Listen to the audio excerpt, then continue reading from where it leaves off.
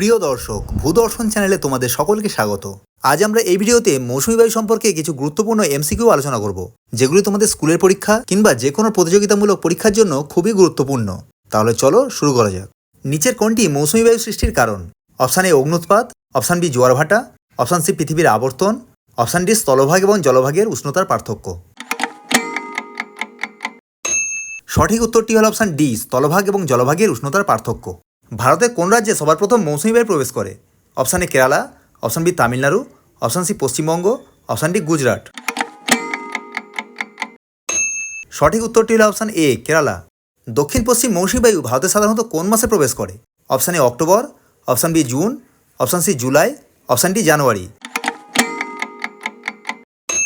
সঠিক উত্তরটি হল অপশান বি জুন।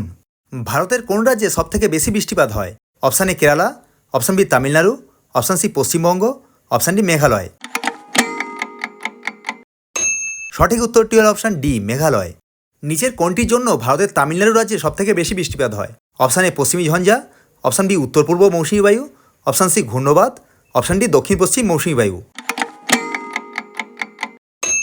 সঠিক উত্তরটি হল অপশান বি উত্তর পূর্ব মৌসুমী বায়ু। নিচের কোনটি একটি বৃষ্টিছায় অঞ্চল?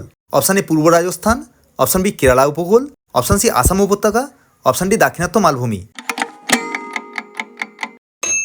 সঠিক উত্তরটি হল অপশান ডি দাক্ষিণাত্য মালভূমি। কোন পর্বতটি দক্ষিণ পশ্চিম মৌসুমী বায়ুর প্রবাহপথে বাধা হয় না?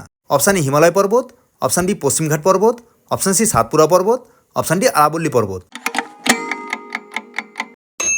সঠিক উত্তরটি হল অপশান ডি আরাবল্লী পর্বত।